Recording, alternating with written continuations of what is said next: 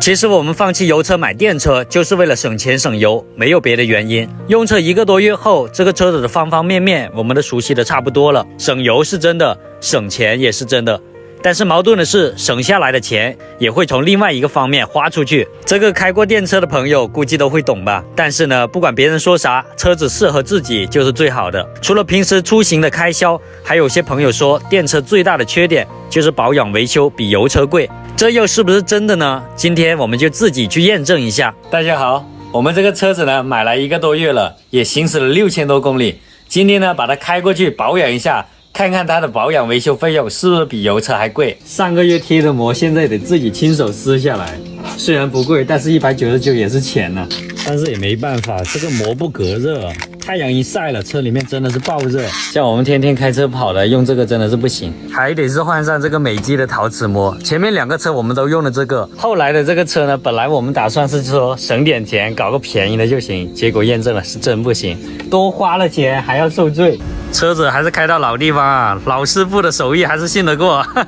终于整好了，朋友们，还是老样子。看看外面，隐私满分啊，然后看看里面，这个清透度也满分啊。最重要的还是它这个隔热效果。现在外面是大太阳，但是我们坐在里面基本上是没感觉的，所以以后开空调开个小档就行了。这个贴膜还得是美机啊。这一次我们是前后左右全部都贴了膜的，现在看起来高档了很多啊，朋友们。现在我们直接去 4S 店给这个车做保养，看看是不是电车真的比油车贵。车子直接停车场，钥匙给人家全程帮我们搞，我们就坐着等就行了。这是他们的车间，现在好多车。其实这个电车保养我不是很理解，因为以前我们开油车的时候都是换那个发动机油。然后这一次的话，他可能给我们换一下那个变速箱油吧，就大概就是这样子。然后呢，我刚刚问了一下，我们这个车保养是不花钱，不是第一次啊，是每一次。因为什么？之前我们还不知道，我们这个保健越野 Plus 是终身免费质保，终身免费保养。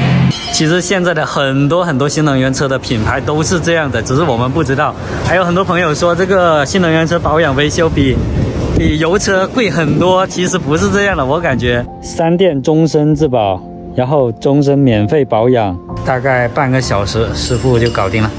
这个新能源车的话，保养第一次比较麻烦一点，要检查一下，要换点那个变速箱的油，然后第2次以后基本上就是换空调滤芯，没什么好搞的。所以说很多朋友说这个电车啊保养维修费用高，我不知道这个说法从何而来。可能很多人就是觉得这个电池用久了就得换，还是保留以前那个开小电驴那个思想，半个小时就搞定。然后现在人家还帮我们把车洗干净，洗又是个新车了。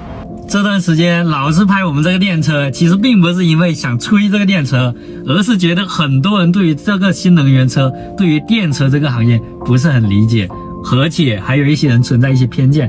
我也觉得不管是电车也好，油车也好，都有自己的优势以及缺点。就说这个电车吧，续航短，你油车开一次能开1000公里，那这个电车开几百公里，而且跑高速还要减半，所以说这就是电车的缺点。我就觉得理性对待，大家喜欢什么车就开什么样的车。我们这个车子呢又重新准备了一次，接下来我们又要出门了，开着它去露营。